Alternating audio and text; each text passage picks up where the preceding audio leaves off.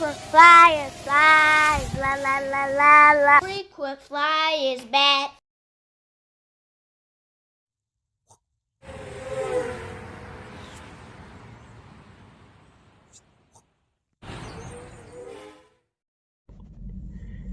What's up? You checking out the Frequent Flyer. Welcome back to the channel. Smash the like button to show your support. If you're new to the channel, I'd like to extend the warmest welcome. The Cheerson CX-10 is an iconic quadcopter on the channel. It's my most viewed video, my review of the Cherson CX-10. And at one point in time, this Cherson CX-10 was in the Guinness Book of World Records for the smallest quadcopter, the world's smallest quadcopter this was. Since then, Cherson has topped their own record. Now they have another one called the Stars, which is the smallest quadcopter in the world. But this one right here is definitely an iconic quadcopter. It's a nano quadcopter. They now have pico quadcopters, but this little quadcopter was the first nano quad that I can remember that had the PBC or PCB board or PDB board, the power distribution board, encased in a shell, a body. At the time that this little nano came out, all the other nanos that came with it, they were like as small, maybe. They were maybe a tiny bit bigger, but they also had like the frame of the quadcopter was the power distribution board, the PCB board. And so it had the electronics board exposed, kind of, you know, and it just had a little canopy on top and all. But now we have these little quadcopters that have the little molding of a little body for the frame and everything. And everything is encased. You have the battery inside there and all. And this was a very, very good flyer. It had a really nice pitch on it, a really nice yaw. It was just an awesome quadcopter and no altitude hold. So it was a really nice flyer. And then I would say maybe about 6 months in, they started changing the actual flight controller in here. And so we went from having a red board, which was the best board, the best flying board. It had the best flying characteristics with that board in there, the best pitch and yaw rates. And then we had a green board, which wasn't too bad either. It was a little bit nerfed compared to the red board, but it was still a pretty decent flying quadcopter. It had a nice pitch to it and a nice yaw. And they both were deviated, both of those protocols. They were different protocols as well. And then they came with a blue board, which is also multi-protocol compatible, but all of the rates were nerfed. It didn't have as deep a pitch as the green and the red board, but at least it was still multi-protocol compatible. But lastly, they came out with a version of the Cheerson CX-10 that just flew awful compared to the other three. And I can't remember what color that board was and what the distinction on the power distribution board was, but I know the flight characteristics were bad, and they even had some glitches and stuff. And so it just turned into a really bad flying quadcopter, so it kind of lost its luster. And so somebody in my comments in one of my other videos asked me about a recommendation of a little quadcopter, a nano quad that didn't have altitude hold. And this immediately came to mind because I know that these are still available. And I just thought to myself, I wonder if these little Cheerson CX-10s are still awful flyers. And so I purchased this one from Amazon to check it out. And I have to say that I am impressed by it. It did get the old flight characteristics back. I would say that this flies close to the Cheerson CX-10's green board. I haven't taken it apart to see which color board is in here, but I can say that it doesn't bind to any of the previous protocols or multi-protocol transmitters. So as of now, I have not successfully binded this to a multi-protocol transmitter. I have tried a bunch of protocols. I can't say I tried every last protocol that's in there, but I have tried a bunch of them. So anybody in the comments, if you know what protocol these little Cheerson CX-10s are on now, please let me know, because I would really love to fly this with my Boxer.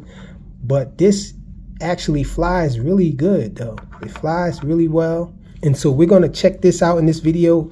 I'll have the link in description to my other videos of this little Cheerson CX-10 of the older videos when they were flying really good. And yeah, it's the same color and everything of the one that I had the first time. And so let's go take this thing out so I can show you guys how it flies.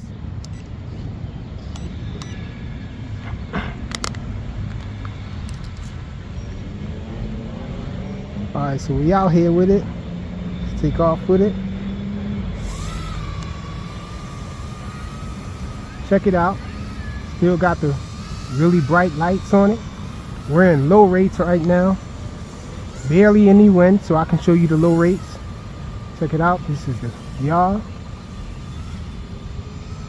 Side flying. This is forward flight. Backwards flight. Cool. Let's go to the second rate. You press in the left stick to go to the next rate. So that's the yaw there. Pretty decent yaw. That's forward flight. Backwards flight. Let me bring it back in. A little bit of wind bothering it.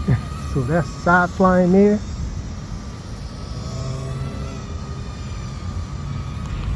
We're in high rates. That's the yaw.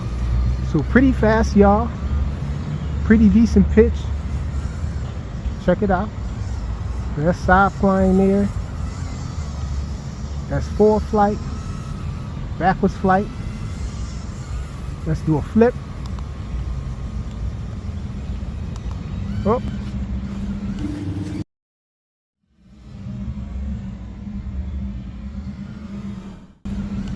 It did a double flip.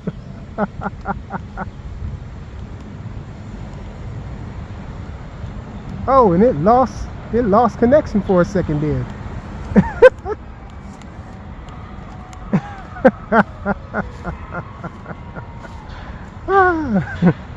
So really poor connection on it, so you can't really, I wouldn't recommend flying it outdoors. This little guy tried to fly away on me, so you can't fly it too far away. It has this weird thing with it too, when it crashes, that you can't get it back in the air once you right side it up. So you have to turn it off and turn it back on again.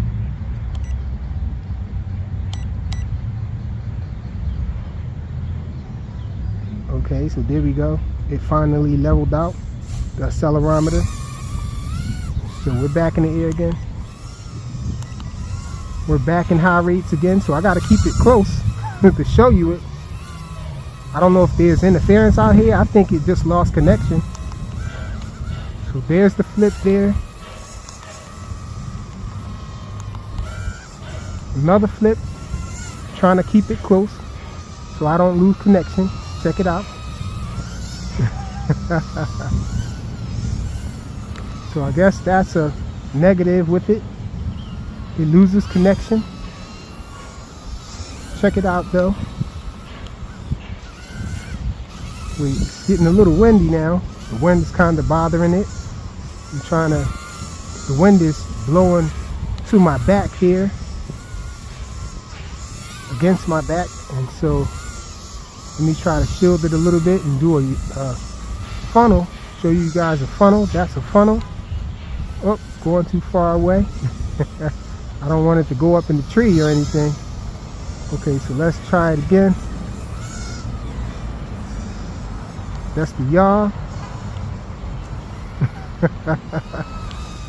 Almost went out of range. It started acting weird on me. So not really a good outdoor flyer, I would say, because it's so tiny. You want to keep this little guy indoors, but it does have a decent yaw, pretty fast yaw, and a pretty decent pitch on high rates. So you can have some fun with it indoors. Outdoors, you have to fly it close like this You don't want to go too far with something this small, but I expect more range than it has though. I really wish it had, going a little far away. Gets me a little nervous now that I saw it going up in the air on me. Looks like it'll try to fly away, but when it lost connection completely, it did fall back down. And so I really wish that this was multi-protocol compatible, because I imagine you would have a lot more range with one of the stock, well, not the stock, one of the hobby grade transmitters will give it more range. And it went down. That was the battery. We were in LVC warning, so not too long of an LVC warning. You have a short time to bring it back to you, so definitely an indoor flyer, I would say, but it's nevertheless a good flyer though. It flies really well. I think it has a almost perfect yaw and a really decent pitch, so awesome combination for good flying and no altitude hold, y'all. So I would say this thing is an awesome find, an awesome fly. For what did I pay for this? About 25 bucks for this on Amazon. I'll have links in the description so you guys can check it out if you want to purchase this.